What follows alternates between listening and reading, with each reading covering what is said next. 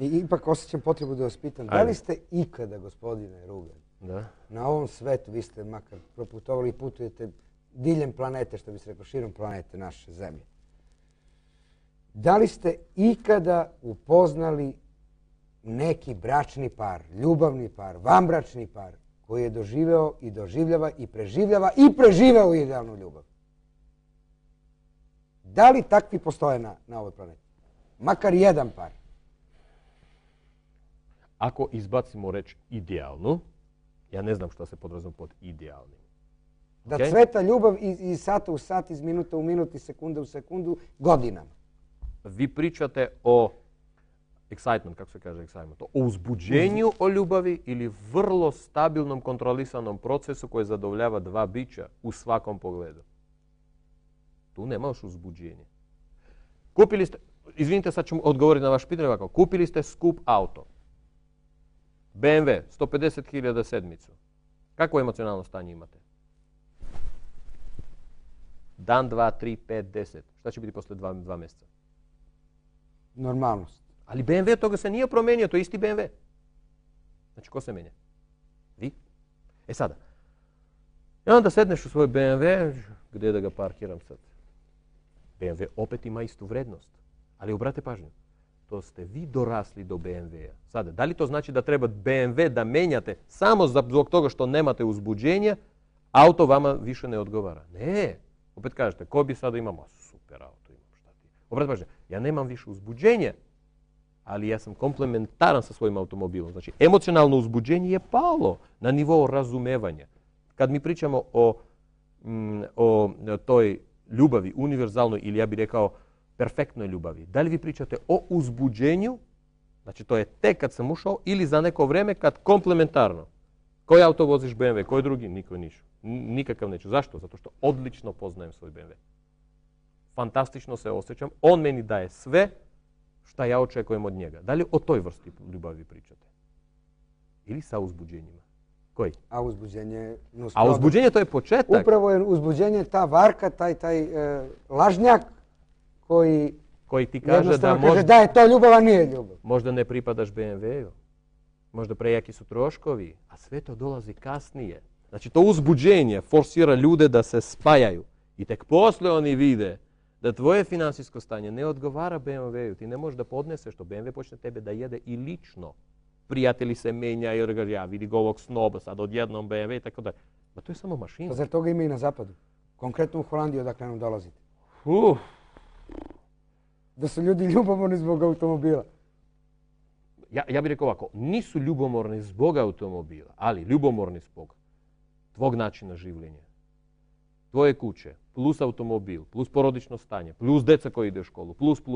Oni su ljubomorni kompletno, samo ne možemo uporediti, to su različiti mentaliteti. Ovdje ljubomor izaziva agresiju. Tamo ljubomor izaziva strah. Zato što ljudi nisu navikli da doživljavaju ljubomor.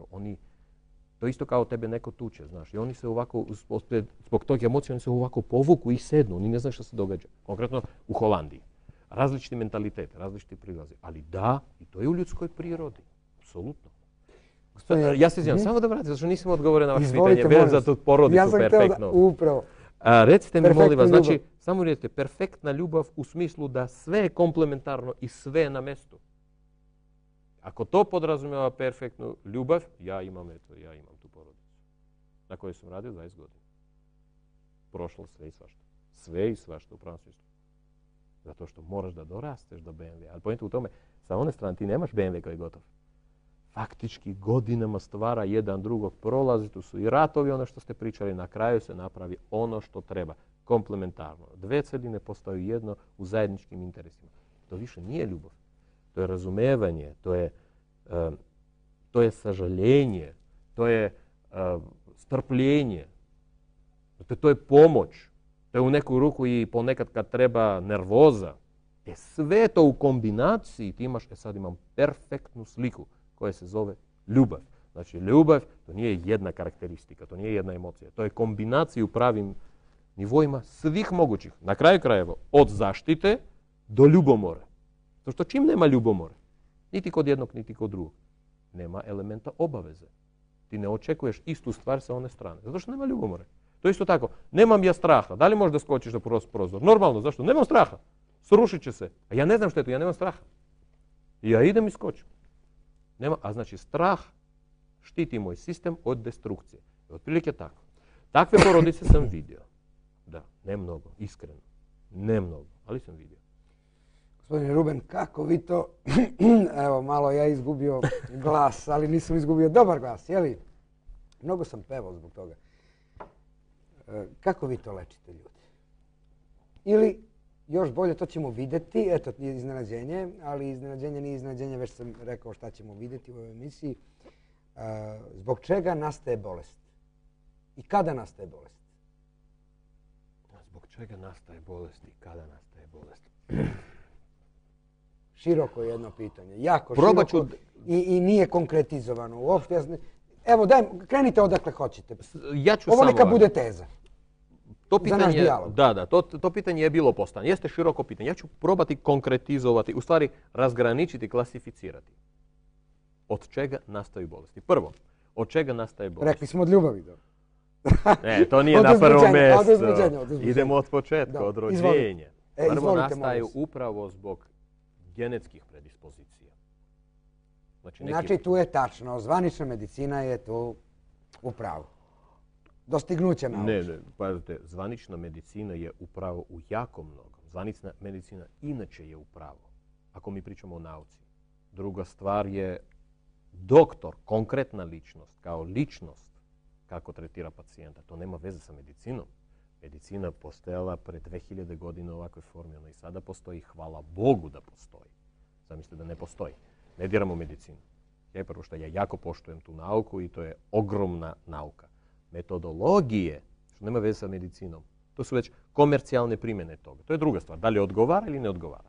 Sad, gen formira mene, gen formira vas. To je početak. I ako u genu postoji nešto, konflikt, što kaže medicina i ne medicina, nego biologija također, kad dođe vreme, to počne da radi. To su kao programi u kompjuteru.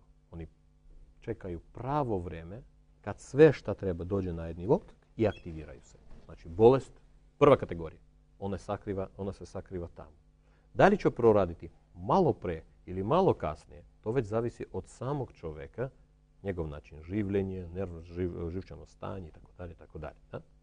Zavisi od podloge. Druga kategorija od čega nastaje bolest. Mi živimo u socijalnoj sredini. Svaka socijalna sredina, nadam se da će se složiti, to je apsolutno veštačka kategorija. Ljudi kako žive, kako oni vide svoje življenje, bez obzira u bilo kojoj državi, bez obzira. Oni žive na svoj vrlo specifičan način na zemlji gdje tog načina više ne postoji. Samo čovjek stvori taj veštački sistem način i zbog forme komunikacije on je stvorio, svuda širom planeti, sistemi komunikacije. Ti sistemi komunikacije koje mi zovemo, na primjer, moralni kodeks, socijalni kodeks, emocionalni stav itd., nisu bazirani na prirodnim potencijalima koje daje zemlje, nego na osnovu našeg i veštački stvorenog sistema. Na primjer, 50 ljudi odlučilo da živi pod vodom, što apsolutno nije prirodna sredina, jel da? Napravili su grad, napravili su veštačku klimu i žive pod vodom. Kako mislite, oni izlaze na površinu posle 2 godine.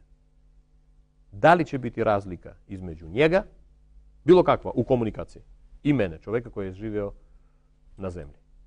Nenormalna razlika. Svakako, mi imamo razliku u mentalitetu, čovjek živi u Beogradu i u Nišu, a ne tolika razlika. Faktički, uslovi formiraju mentalitet, formiraju sisteme komunikacije. Sad mi imamo 2 potpuno drugačije osobe. Sada, od čega nastaju bolesti? Da, izvolite. Upravo od socijalne sredine, sistema vaspitanja, obrazovanja, tretiranja itd. Ti problemi ne nastaju momentalno. Ti nisi bolestan čim si vidio lošeg čovjeka, sad glupost pričam. Ti nisi bolestan čim si vidio da nekog ubio. Ali to je ušlo tu. I sa godinama tu, na ovom mjestu, u bazi podataka, nastaju informacije koje mozak koristi, adaptira ceo organizam i ceo mozak ka tim informacijama. On je vrlo fleksibilan. Čovjek stalno se adaptira. Ta adaptacija može da poremeti srčani sistem, ovaj sistem, ovaj sistem, ovaj sistem. Samo to ne nastaje danas. To možda traje 5 godina, 6 godina, 10 godina. I čovjek postaje bolestan. I onda sam čovjek kaže, pa otkud ja znam, uvek ceo život sam bio zdrav, samo jednom sam bolestan. Pa taj jedan moment je došao. Znači, to je druga klasifikacija zbog čega čovjek postaje bolestan. Treća klasifikacija, nećete mi verovati, čovjek želi da bude bolestan. Kako je to moguće? Ja sam to vidio ne jedan puta. Dobro, ako je hipohondar, ko priziva bolest. Ali ovako, ostavit ćemo, to je ekstremne varijante, hipohondar. Zato što i to je gen. Zamislite čovjek koji živi, sam. Ima komšija, sam. Ne ovdje, ovdje u Jugoslaviji super. Se vidimo, ispričamo se, nikad se nećemo vidjeti više, ali svejedno nama je super. Mi se razmenjujemo.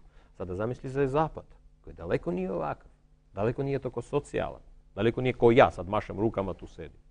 To je mnogo kockastije. To je mnogo sređenije. I u pozitivnom i negativnom smislu. Gdje komšije piše pismo. Evo, ja kad sam čuo, ja sam se smejao kad sam prvi put došao, to je bilo pre 10 godina. Bukvalno, vrata. Ja tu sam bio tu. I gdje sve to vodi? Gdje sve to vodi? Pa izgubili dušu, mislim, šta? Ne razumijem. Oni izgubili sami sebe, ne dušu. Taj čovjek, nećemo sad kompletno, da, zato što i tamo ima svoje. Nikoga ne kritikujem, konstatujem, ne vi, molim vas, pa vi dolazite odatle.